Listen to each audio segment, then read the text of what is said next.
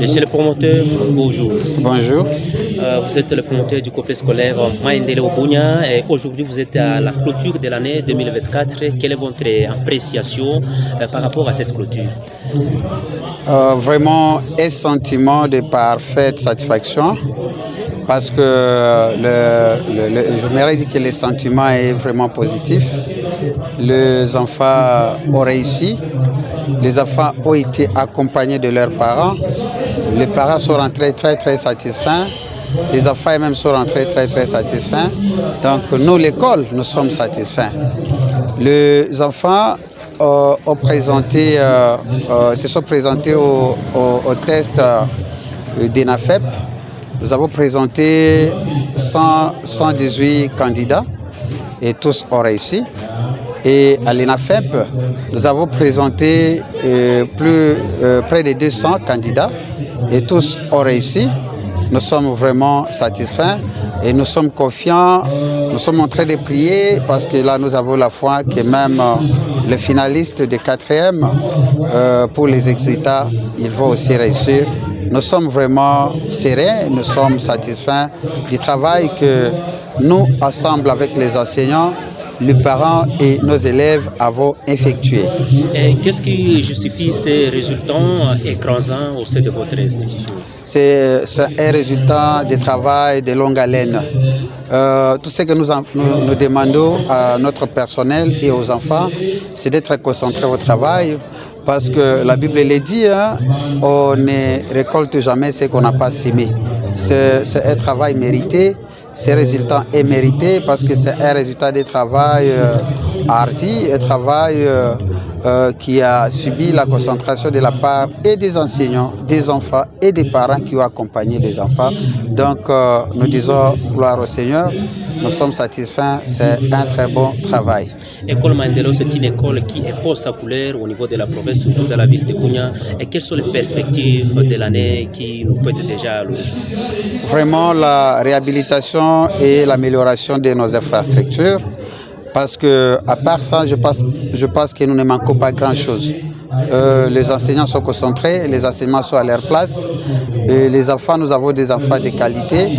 Les parents, malgré les installations qui ne sont pas très chic, mais les parents ont compris qu'il y a quelque chose qui est caché au sein de cette école. Et tout ce dont nous nous battons, c'est la construction de cette école pour mériter notre rang au niveau de la province de l'Ituri. Et d'ici quelques jours, les enfants seront avec les parents à la maison, encadrés par les parents. Et quel est le conseil que vous pouvez adresser à l'endroit de ces parents? Veillez afin que nos enfants nous reviennent à bonne santé, que nos enfants nous reviennent dans l'état normal, parce que les vacances sont très dangereuses pour les parents, pour les enfants. Il y a des fois des enfants qui ne nous reviennent pas à la fin des vacances, soit parce qu'ils ont connu des accidents, et d'autres s'associent à des groupes de mauvaises personnes, du genre des fumeurs, des chavres, des drogueurs. Donc nous demandons aux parents de veiller beaucoup à ce que nos enfants nous reviennent à bon Dieu en forme. Et en plus, nous-mêmes, on ne va pas laisser les parents. Nous sommes en train d'accompagner les parents, les enfants pendant les vacances. Donc nous avons organisé des formations ici à l'école. Les formations qui ne visent pas seulement les enfants, mais aussi certains parents. Nous avons organisé pour certains parents, peu importe, même s'ils n'ont pas d'enfants ici, pour les parents qui ne savent pas lire et écrire, ils doivent venir apprendre à lire et écrire. Les parents qui ne savent pas parler français, ou bien il y a des gens qui sont diplômés, mais quelqu'un vous dit, je doute de mon français, je voudrais m'améliorer à la langue. Nous améliorons le français des gens et même l'anglais. Et nous organisons des formations à métiers, différents métiers. Et nous organisons des formations pour les élèves en instruments de musique, pour ceux qui veulent apprendre les drums, ceux qui veulent apprendre les synthétiseurs, la guitare. Donc nous sommes en train d'organiser tout ça, ceux qui veulent apprendre à chanter. Et nous sommes en train de vouloir améliorer les talents des enfants parce que nous savons qu'il y a des fois, l'enfant peut faire une option bien sûr, mais peut-être que sa vie est cachée dans ses talents, il faut l'aider à améliorer ses talents-là.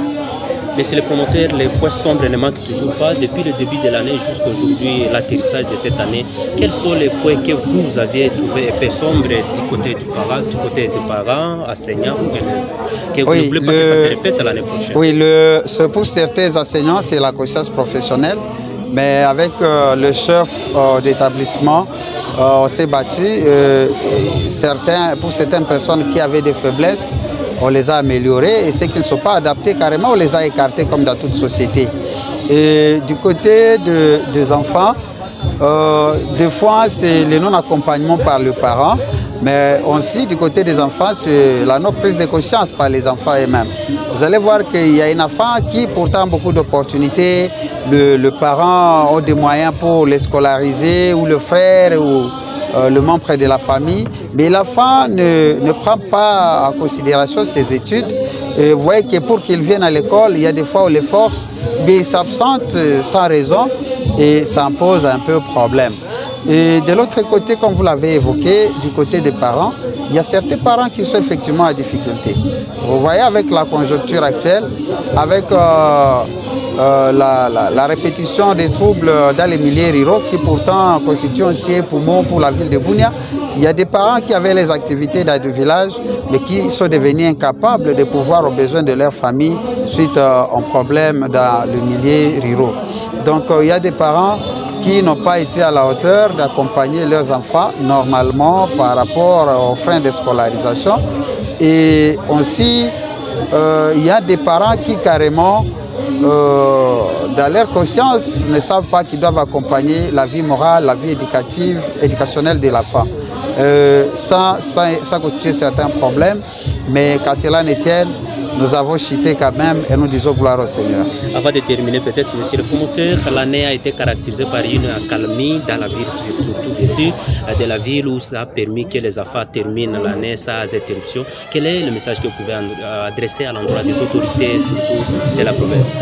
Les autorités de la province de continuer à plaider pour la cause de la Faïtourien, parce que l'Ituri, c'est une province à proie à plusieurs troubles, et nous sommes reconnaissants de la promesse et de la volonté du chef de l'État à garantir la gratuité de l'enseignement. Et nous sommes dans les secteurs privés. Tout ce que nous pouvons demander, c'est que les autorités plaident aussi pour les écoles privées, parce que l'enfant qui a choisi d'étudier dans une école privée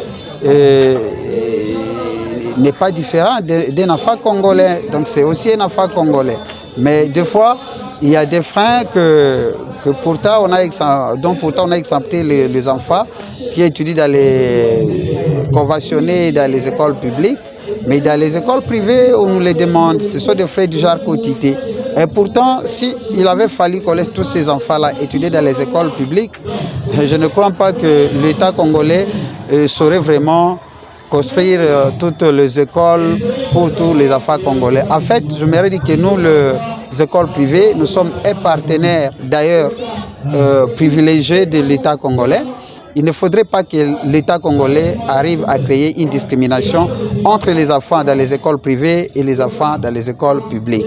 Voilà, pour citer, quel est le message fort que vous pouvez laisser à toute la population de la ville de Bunia par rapport à cette clôture d'aujourd'hui qui prépare l'ouverture de l'année prochaine? Un message d'abord aux parents et aux élèves de cette école, qu'elles continuent à reconstruire cette confiance qu'ils nous ont donnée, en nous ramenant les enfants le plus tôt possible au mois de septembre prochain pour que nous puissions commencer à réaliser nos tâches le plus tôt possible.